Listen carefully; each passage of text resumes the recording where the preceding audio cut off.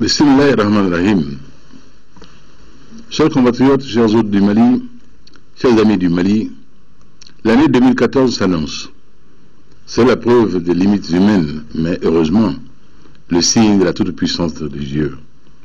Qu'il vous plaise que je prenne le temps de louer ce Tout-Puissant, qui m'accorde encore ce soir un autre privilège, celui de présenter mes premiers vœux de santé et de succès à la nation malienne à l'occasion de l'année nouvelle. À chacun d'entre vous, concitoyens de l'intérieur comme ceux vivant à l'extérieur, à vous, hôtes du Mali, qui nous faites l'honneur de vivre parmi nous, et bien sûr à vous aussi, amis et partenaires attentifs et solidaires du Mali, à celles et ceux d'entre nous qui viennent de perdre un être cher, j'adresse mes condoléances les plus sincères. À celles et ceux qui sont malades ou qui souffrent, je souhaite un bon rétablissement. Paix et quiétude dans tous les foyers, paix sur le Mali, paix sur l'Afrique, paix sur le monde, paix sur terre aux hommes de bonne volonté. Chers compatriotes, je ne vous cacherai pas que je suis un président fier. Un président fier de son peuple, de ce peuple resté dans son champ pour cultiver en dépit des vives tensions que le pays a connues. De ce peuple qui a continué à faire paître ses animaux malgré les dangers ambiants. De ce peuple dont les négociants se sont battus au cordon douanier pour continuer à ravitailler le pays malgré la crise.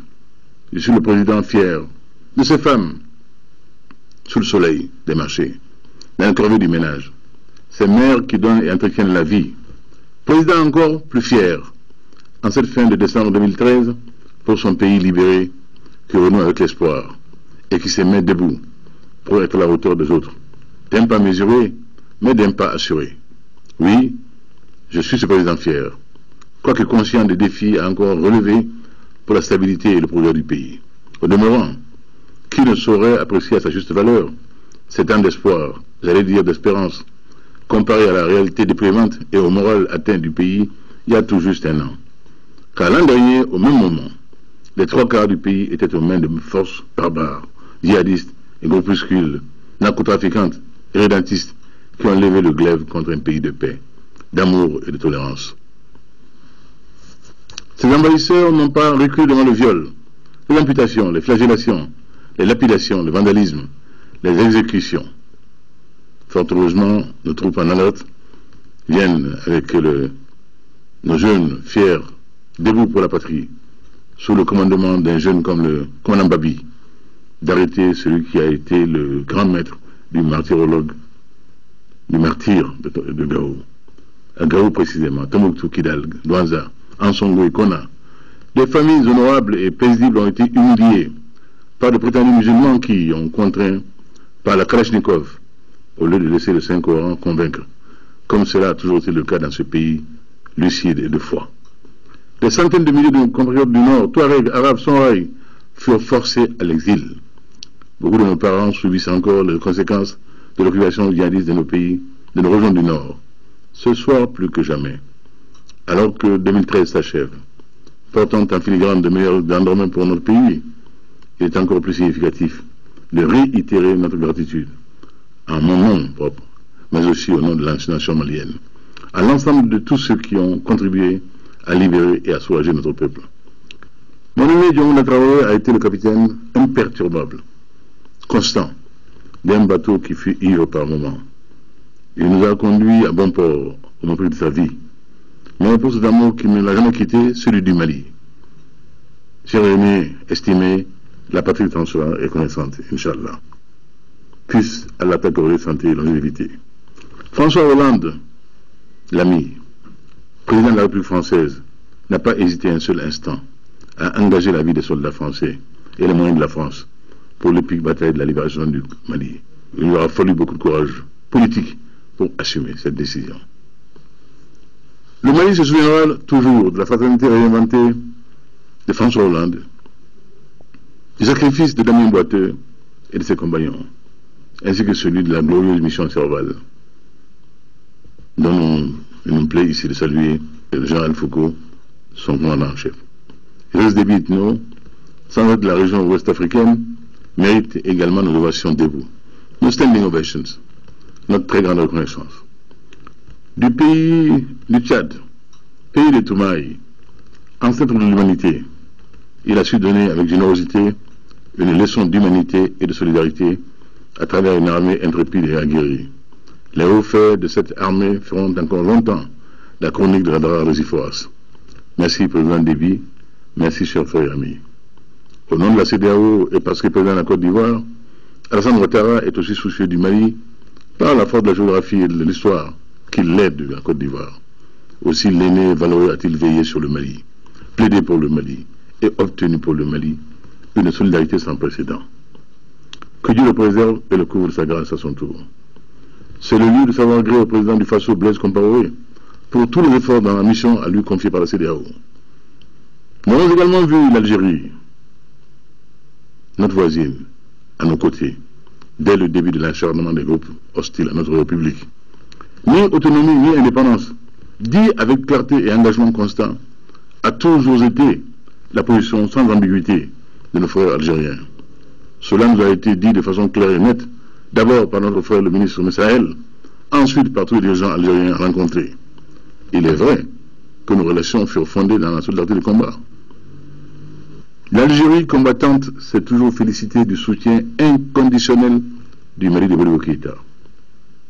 C'est le temps où l'homme de Gao, Abdelaziz Bouteflika, coordonné avec son frère, feu notre oncle Bakara Diallo, l'appui du Mali et des pays amis en direction du front algérien. Notre souci de la culture de bonnes relations entre les pays de la sous-région prend ses racines dans ce genre de relations et a été fécondé par l'histoire. Qu'Allah nous accompagne. Le Mali sera toujours un pays d'honneur, de dignité et de gratitude. C'est le lieu de remercier également tous nos frères africains, venus massivement, venus sans calcul, nous aider dans la tragédie que nous avons traversée. Ensuite, chers compatriotes, ce 19 septembre, le monde entier, mû par l'estime pour le Mali, la confiance en le Mali, s'est donné rendez-vous à Bamako pour célébrer l'investiture du troisième président malien démocratiquement élu que nous sommes par la volonté d'Allah subhanahu wa ta'ala et de vous, peuple du Mali. En cette occasion, notre pays a eu droit à une visite historique, celle du roi Mohamed VI. 50 ans après la visite de son père, feu le regretté Hassan II, et de mémoire de Marocains et d'Africains, ce fut la première participation d'un souverain chérifien à l'investiture d'un chef d'État. Le roi est resté 4 nuits et 5 jours. Il a prié avec nous. Il a visité nos chaumières, pensé à nos malades en venant chez nous avec un hôpital de campagne, dont la fin des missions engendre aujourd'hui de grandes manifestations de protection populaire, si on ne peut plus clair, de la qualité des services rendus. Près de 50 000 consultations, opérations et soins. Et tout cela après plusieurs gestes humanitaires et un appui politique constant à la cause malienne au sein du Conseil de sécurité des Nations Unies, alors sous présidence marocaine. Toujours au cours de cette visite, Sa Majesté Mohamed VI a octroyé 500 bourses pour la formation de nos imams à un islam de tolérance et d'amour, qui n'exclut ni la profondeur ni la sincérité. Il n'est pas venu pour poursuivre la coopération, elle continue et se poursuit normalement. Il est venu pour traduire en acte le culte de la fraternité. Le Mali ne saurait l'oublier. Chers compatriotes, hôtes et amis du Mali, je suis venu trouver un Mali à genoux. Un Mali dont l'autorité de l'État a été considérablement affaiblie, miné par des années de mauvaise gouvernance. Un Mali dont les caisses étaient vides, nous laissant peu de marge de manœuvre budgétaire pour entreprendre tout de suite les formidables progrès auxquels notre peuple aspire. L'état de nos forces de défense et de sécurité n'était pas non plus à hauteur de souhait. Vous le savez, j'aurais dû dire d'ailleurs, n'est pas à hauteur de souhait. Les responsabilités en seront situées, Inch'Allah, pour que notre pays ne connaisse plus jamais pareille humiliation. Pour le Mali, la priorité était de recours de notre tissu social, lardé, abîmé par des mois de crise, pour réconcilier notre nation. C'est pourquoi j'ai dit, dès l'entame de mon mandat que la première phase de mon action sera consacrée au redressement. Nous y sommes encore. C'est le temps de la normalisation, le temps du rétablissement des Mali forts et stables. C'est le cap que j'ai fixé au Premier ministre Omar Tatamli et à son équipe. Rétablir l'honneur du Mali. Tous les chantiers de ce redressement ont été entamés. De la décentralisation dont les États généraux ont vu tout le pays assemblé, aux assises sur le Nord, en passant par l'organisation des élections législatives et au renforcement de la capacité institutionnelle de l'État. Tout cela, chantier de la réconciliation nationale, réforme de l'armée, rétablissement de l'autorité de l'État, état de la justice, plan de réformes économiques et sociales, ou encore la reprise de la relation avec les bailleurs, les investisseurs et le retour de la voix du Mali sur la scène internationale. Merci au président Obama pour le retour du Mali dans l'AGOA. Merci à Mme l'ambassadeur P.F. Léonard pour la part prise dans cette heureuse décision.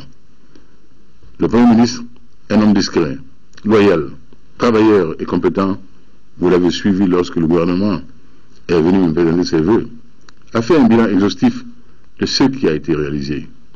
Je ne reviendrai pas sur ces réalisations, laissant à vous, peuple, le soin de juger de ce qui est fait et dont on peut être fier, dont tout Malien objectif et sincèrement soucieux de ce pays peut être fier. Malienne, Malien, mon action s'inscrit dans la durée, car le Mali revient de loin. Les chantiers sont longs et fastidieux, et il faut un certain temps pour changer le quotidien. Je comprends donc votre impatience, elle est légitime. Vous avez attendu longtemps votre rendez-vous avec le progrès. C'est pourquoi en 2014, j'entamerai la seconde phase de mon mandat, qui sera une phase plus axée sur le redressement et le développement économique, pour le bonheur des Maliens. C'est le cap que j'ai fixé, c'est le cap que nous tiendrons, Inch'Allah. Cela a déjà commencé. Le 17 décembre 2013, nous avons, avec le chef d'État et le gouvernement de l'Organisation pour la mise en valeur du fleuve Sénégal, OMVS, nous avons donné le premier coup de pioche des travaux de construction du barrage hydroélectrique de Gouina. Les mêmes jours, nous avons inauguré celui de Fellou. Ce fut un moment grandiose et je suis honoré d'avoir, au nom de la continuité de l'État, été celui qui a coupé le ruban côté malien. À ce niveau également, je rends grâce à Allah subhanahu wa ta'ala, Dieu tout-puissant et miséricordieux. J'ai promis des emplois à notre jeunesse. Le gouvernement, à pied d'œuvre, a lancé un vaste chantier de recrutement de plusieurs milliers de volontaires qui seront demain mieux armés pour le marché du travail. Le logement, la santé, l'école, les routes, l'eau, l'électricité, l'hygiène et surtout, nous avons fait serment de rendre Bamako plus propre, plus avenante, plus coquette, telle qu'elle fut. Et tous ces chantiers prioritaires sont à fort besoin de ressources humaines. Je suis conscient des 4 défis que doit relever notre pays pour être compétitif. Le défi de la transition démocratique, le défi de la transition démographique, le défi de la transition économique, le défi de la transition culturelle. Le défi de la transition démocratique appelle une introspection profonde sur l'effondrement de l'État, il y a juste 2 ans, et le nombre de nos valeurs. Il s'agit de faire un audit des faiblesses qui doivent être corrigées pour éviter la réédition d'humiliation nationale à la dimension de celle que nous avons tristement subie durant ces 2 années noires. Dans cette optique, la première infrastructure avant les routes et les logements, c'est la gouvernance. Donc un État fort, un État juste, qui exalte le mérite et sanctionne la faute. Un appareil judiciaire de qualité est dès lors indispensable. Il s'agit d'une justice qui ne discrimine pas, devant laquelle les Maliens sont égaux et qui ne dira que le droit, et qui sera servie par des magistrats propres, intègres, ayant l'éthique vrillée au cœur. Et si nous voulons une démocratie sincère et durable, alors il nous faudra d'abord être sincères et intègres nous-mêmes vis-à-vis des ressources et des opportunités de l'État. C'est pourquoi, au risque d'en faire une rengaine, j'insiste sur la gestion rigoureuse de nos deniers. Ce que l'État génère auprès du contribuable malien bien sûr, mais aussi et surtout l'aide que la communauté internationale met à notre disposition grâce au sacrifice de ses propres contribuables. La gestion rigoureuse de nos ressources passe par le contrôle de la corruption sur deux fronts: la lutte contre l'impunité et les réformes systémiques. Pour ce qui est des réformes systémiques, j'ai demandé au Premier ministre de tout entreprendre pour que notre administration puisse bénéficier de l'accompagnement approprié. Oui, je dis et redis que l'argent des Maliens est sacré et qu'il faut désormais l'utiliser à bon escient. C'est pourquoi je décrète l'année 2014 année de la lutte contre la corruption. Un combat dans lequel je demande à chaque Malien de s'engager avec moi. Nul ne s'enrichira plus illégalement et impunément sous notre mandat. Inch'Allah. Je suis conscient que les familles souffrent, que les salaires sont dérisoires et que tout ceci ne contribue pas à prévenir la corruption. Tout ce qui sera à notre pouvoir de faire pour augmenter le revenu le sera. C'est mon rôle et ce sera ma fierté. Les hommes et les femmes du gouvernement cesseront, croyez-moi, d'être à leur place le jour où ils ne travailleront plus à un Mali qui arrive à nourrir ses enfants, à les éduquer convenablement, à les employer, bref, à les encadrer dans un environnement hautement concurrentiel où les pays qui n'anticiperont pas resteront sur le quai, car Dieu ne plaise que ce soit le cas du Mali. Toutefois, il faut accepter alors que pour le bien-être de demain, celui de nos enfants, nous acceptions de donner plus à la patrie. Le Mali d'abord. C'est ma philosophie, c'est notre salut. La transition démographique de tous les défis est celui le plus pressant. Notre population est jeune et elle croît. Ses besoins croissent de manière inversement proportionnelle, hélas, aux moyens de l'État. En même temps, il n'y a pas d'avenir pour nous si le formidable capital qu'est cette jeunesse reste une contrainte au lieu d'être un atout. Pour tout dire, je veux pour demain des écoles de bon niveau, une couverture sanitaire de qualité, un cadre de vie décent et des chances égales devant des opportunités accrues. La transformation qualitative de notre société, qui est notre mission de génération à nous, les aînés, passe par une bonne gestion de la transition économique. Ainsi, si notre artisanat n'est pas bien fini, il ne produira pas de valeur ajoutée. Si nos produits n'obéissent pas aux normes de qualité, ils resteront de consommation locale, hélas. Nous ne profiterons que petitement des avantages, par exemple, d'un système tel l'AGOA. S'il n'y a pas d'investissement massif dans l'industrie, nous resterons un marché pour d'autres. Si nous ne créons pas un secteur de services performant, nous nous priverons des forces de progrès que sont les couches moyennes. C'est pourquoi j'ai demandé au gouvernement d'utiliser toutes nos potentialités pour qu'ici et maintenant, les conditions de l'émergence soient créées. Mais nous pouvons et devons aller plus vite. Et surtout, il faut rendre irréversible l'ascension de ce pays qui nous a tant donné et qui a été hier l'une des nations phares et civilisatrices du monde. Notre potentiel agricole, pastoral et halieutique, minier, notre génie propre et notre combativité nous rendent parfaitement éligibles à tendre vers l'excellence recherchée. Là-dessus, je fonde un grand espoir dans l'anticipation, la planification, la prospective, auquel pour la première fois dans notre histoire, un ministère est dédié. Mes chers compatriotes, amis et hôtes du Mali, vous le savez, si notre pays a été libéré, il reste, outre celui de la lutte contre l'impunité, 3 autres fronts sur lesquels il nous faudra nous battre. Le premier est celui sûrement d'une armée républicaine, parfaitement entraînée et équipée pour répondre aux menaces sécuritaires traditionnelles ainsi qu'aux nouvelles. La formation d'une telle armée est en cours grâce à l'assistance de la communauté internationale que je ne remercierai jamais assez, notamment l'Union européenne pour l'EUTM, European Union Training Mission. L'autre front, c'est celui du retour définitif et total du contrôle de l'État sur l'ensemble du territoire national. Je lance un appel au mouvement rebelle, signataire de l'accord du 18 juin, pour la stricte observance des dispositions de cet accord, où le cantonnement effectif et mesurable des combattants entre dans la stratégie du désarmement que demande l'État malien et qui est désormais condition sine qua non. Il est totalement absurde et sûrement contre-productif de vouloir me faire l'ennemi de telle ou telle communauté. Mon passé conforte mon présent. J'ai partagé les nuits claires de Gao, Bouré, Mansongo, Tombouctou, Kidal, Ersan et Salam. J'ai dormi dans les campements et pris le lait de chamel à la lueur du feu de bois, par les rues de froid de cette belle partie du Mali. J'ai écouté les agriculteurs et les vachers du Tilemsi, les chevriers et les chameliers de l'Adrar. J'ai travaillé avec eux et pour eux.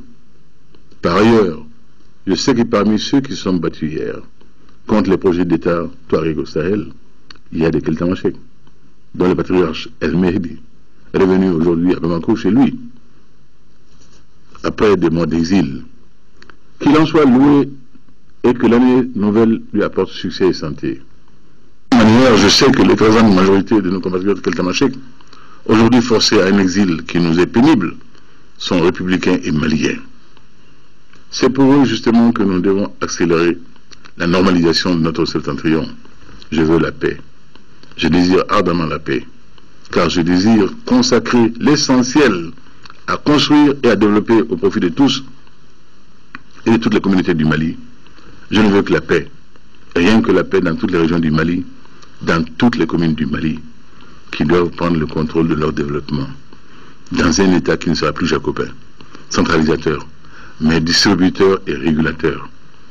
C'est la décentralisation, accompagnée d'une réelle dévolution de certaines compétences et ressources, jadis aux mains de l'État, et impliquant une nouvelle forme de gouvernance territoriale qui constitue la réponse à la demande d'une autre forme d'État, telle qu'observable ailleurs. Le Mali est dans cette réforme depuis 1992. Il la poursuivra. Et je m'engage à la porter à un niveau d'irréversibilité. Le dernier front est celui de la politique extérieure du Mali. Notre pays s'est en effet trouvé propulsé à l'avant-scène internationale sans l'avoir cherché, sans même l'avoir voulu. Et hélas, pas de la meilleure des manières.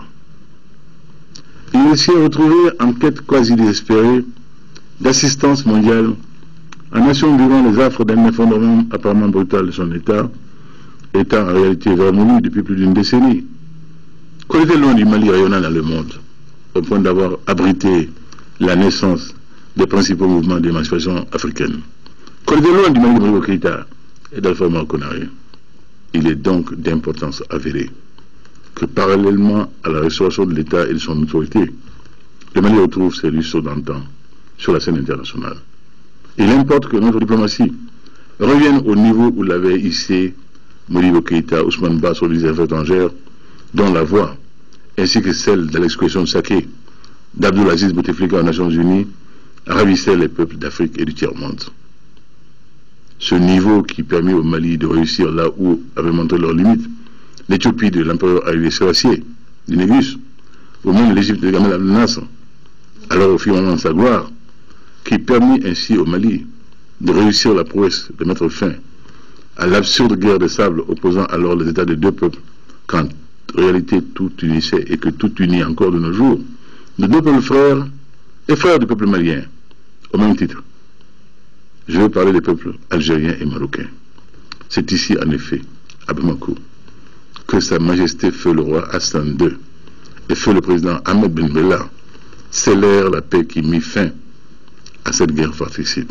Mieux, sur le terrain, ce fut à deux officiers maliens, Léon Sangaré et Sékou Doumbia, que revint l'honneur ainsi de brandir les deux drapeaux blancs à partir des lignes belligérantes et de se retrouver en ligne médiane pour les échanger, signifiant ainsi le cessez-le-feu.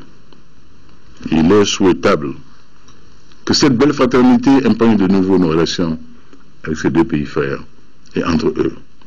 Mes chers compatriotes, le Mali est bel et bien de retour. Notre récente tournée européenne nous aura permis d'en faire l'agréable constat.